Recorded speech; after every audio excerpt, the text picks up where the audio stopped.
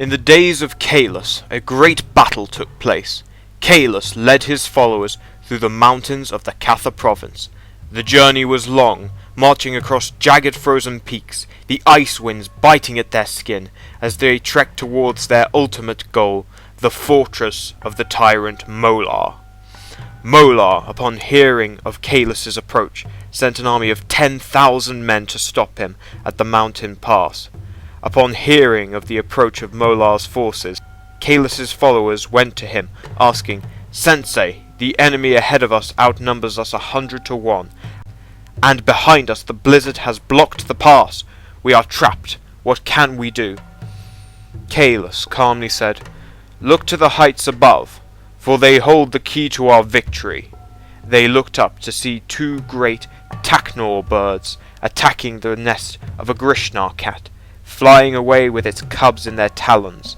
The old cat could do nothing to stop the Taknor, attacking with ferocious speed, aggression, and surprise.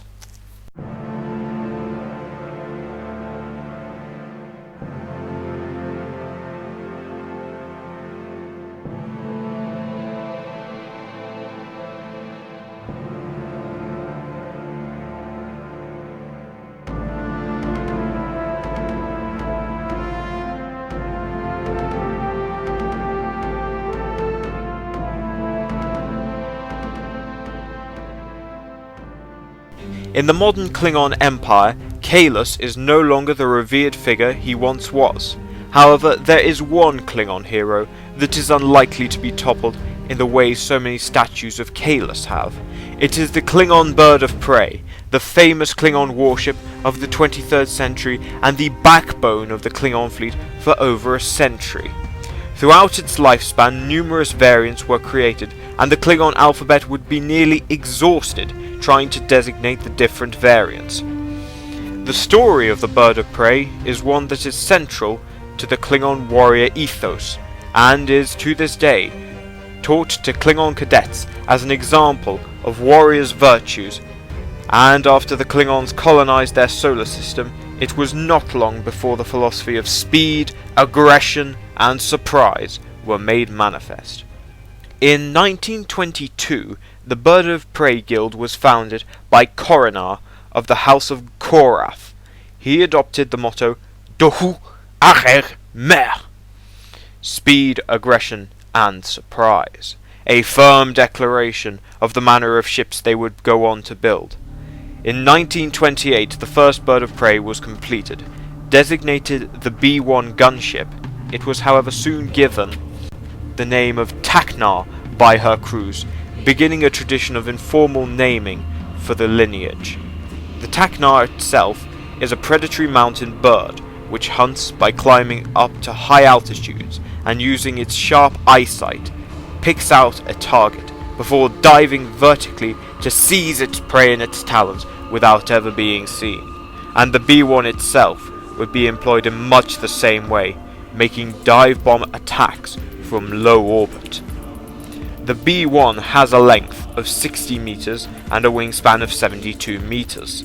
It is operated by a pilot, a radar intercept officer, a bombardier, and a commander. It could also carry up to 4 warriors, who could rappel to the surface while the B-1 remained in flight.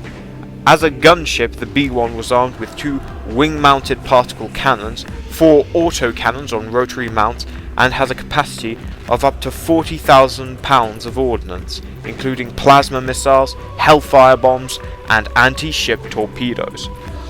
The Taknar Bird of Prey saw use throughout the early decades of the Empire, and were often carried by larger capital ships, such as the D-1, as well as dedicated carriers.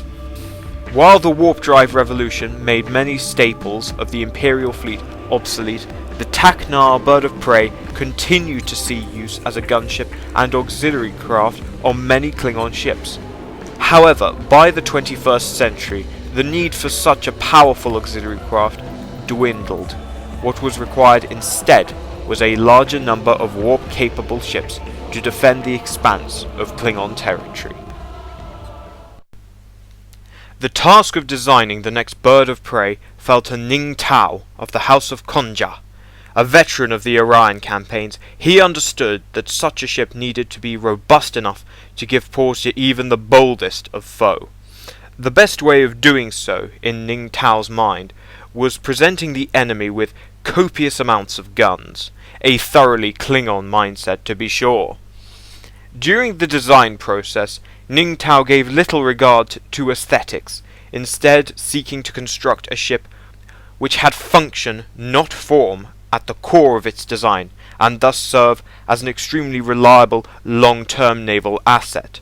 The prototype B2 was completed in 2075 and commissioned in 2077, and the next batch was completed in the next year, in 2078.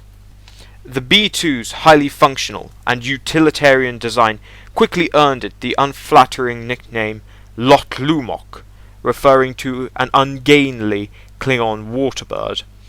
While initially it was a derogatory term, the crews of the B2 soon spoke it as a term of affection for the ungainly warship. The Lot Lumok Bird of Prey has a length of 115 meters, a wingspan of 100 meters, with a small crew of 25. It boasts 2 wing-mounted disruptors, a pair of ventral disruptor cannons on a rotary mount, and a pair of twin light disruptors on sponson mounts, as well as 2 ordnance launchers. It is an extremely heavily armed ship for its size. Of all of the incarnations of the Bird of Prey over the centuries, the Lot Lumok placed the most emphasis on firepower, leading it to be characterized as a gunboat. This is likely due to the fact that modern Klingon stealth technology was still a long way off, and so the Bird of Prey used firepower to compensate.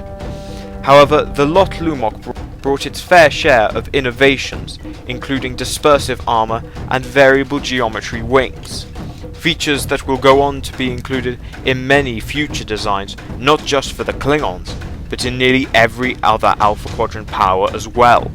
Throughout the late 21st and 22nd centuries, the Lot Lumok Bird of Prey would form the backbone of the Imperial Navy, being well liked as a territorial defense vessel as well as an attack raider, winning many borderland skirmishes against the Orions.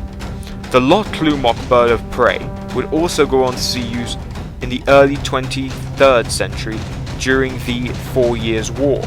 However, by this time the Bird of Prey was beginning to show its age, both technically and aesthetically.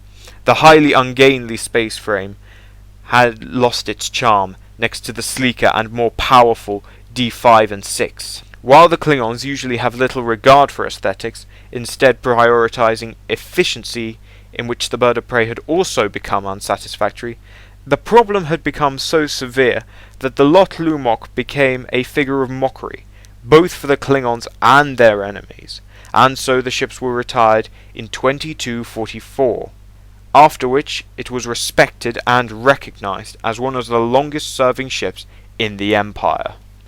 Development of the replacement began in 2243, during the 4 Years' War. However, it was considered to be a gross overreaction, focusing too heavily on aesthetics and too little on functionality. It was given the nickname Kroza, translating as vulture. The new Bird of Prey was immediately met with criticism, seeing a reduction in firepower and armor in favor of aesthetics. During the Klingon Civil War, the Kroza Bird of Prey saw use as an atmospheric attack ship and as a picket ship. However, in the war with the Federation in 2256, it performed poorly and was soon met with calls for a replacement. It soon after emerged that the designer was a Romulan sympathizer and had been leaking top-secret information for many years. The designer was quickly found guilty and executed. His family was exiled and discommendated from the Empire, and his ships were promptly decommissioned in disgrace.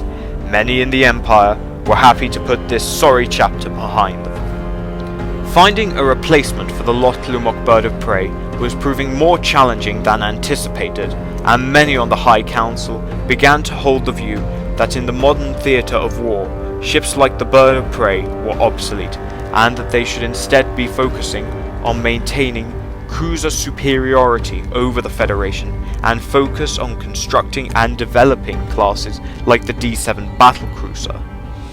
However, many soon changed their opinions after witnessing an engagement between a Federation Constitution class and a Romulan Bird of Prey in 2266. This engagement demonstrated how a small, lightly armoured bird of prey, with the use of a cloaking device and powerful weapons, could threaten a ship many times its size.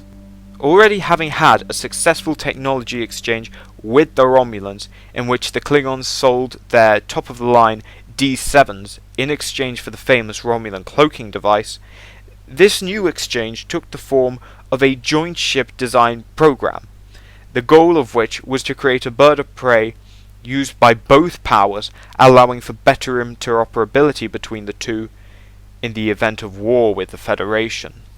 However, progress was slow, and the two parties soon came to realize that they had unreconcilable differences in design philosophy.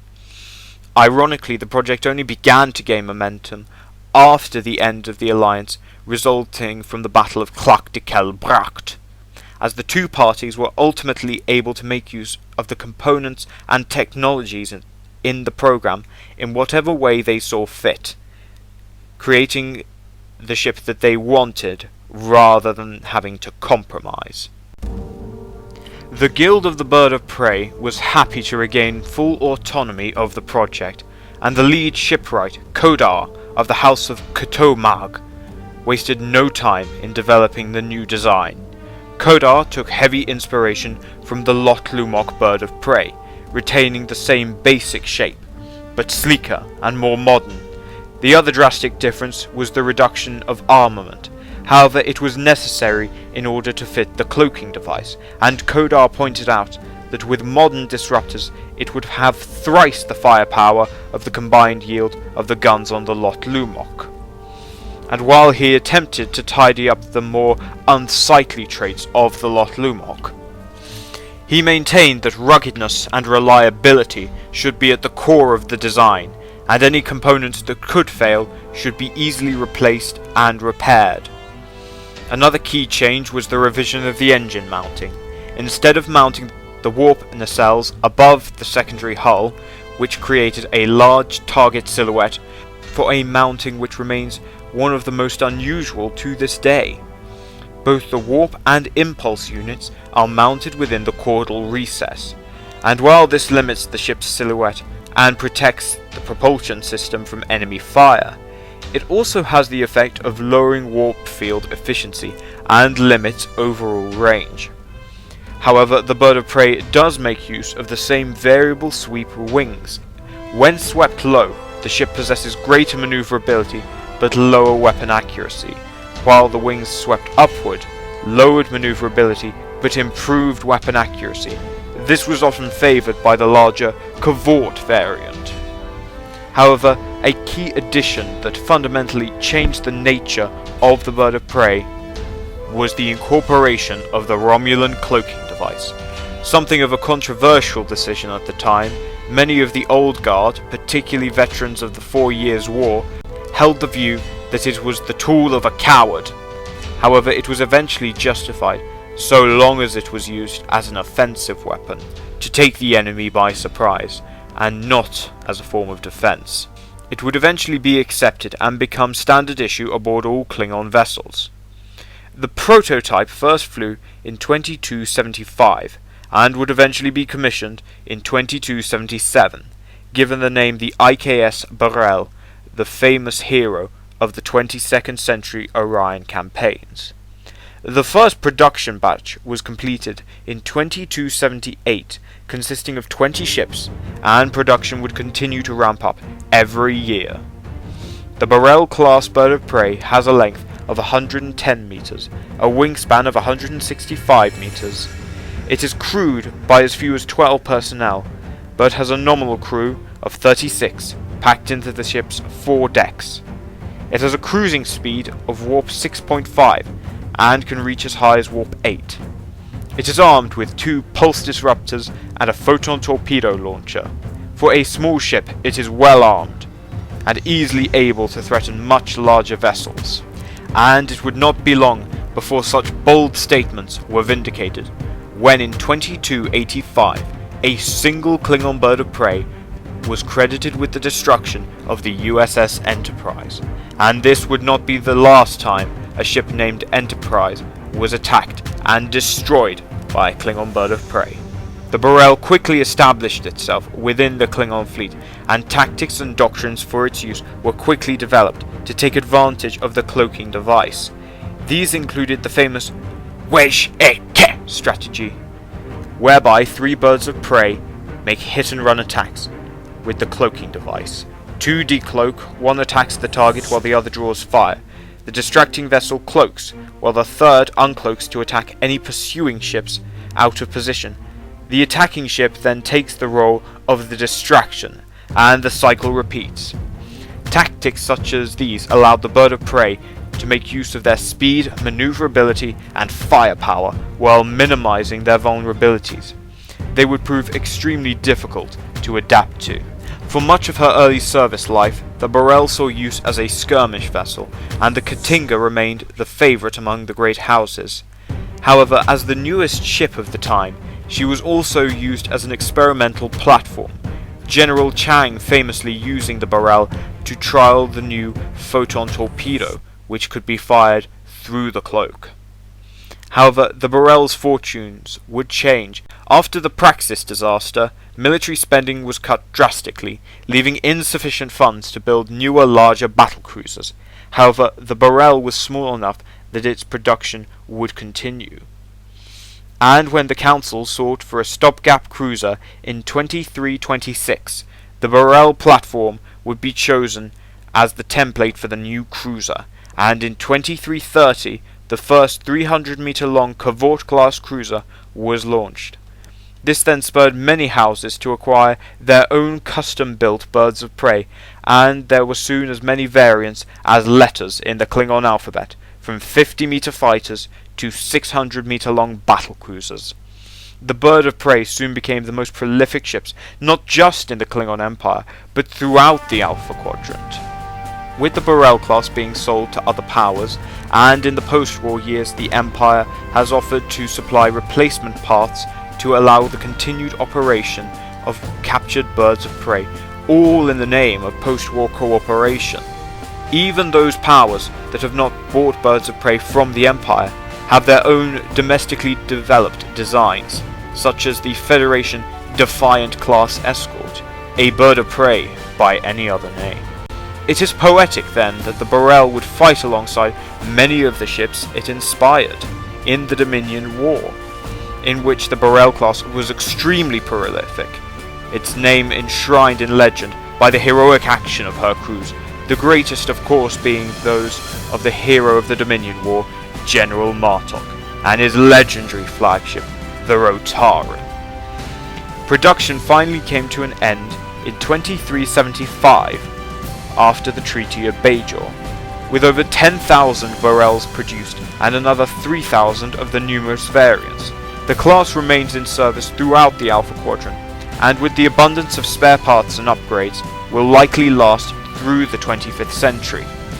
No other ship can claim to be as iconic or as influential as the Klingon Bird of Prey, embodying the warrior's mantra of speed, aggression, and surprise, and spreading that very philosophy to shipwrights across space and history.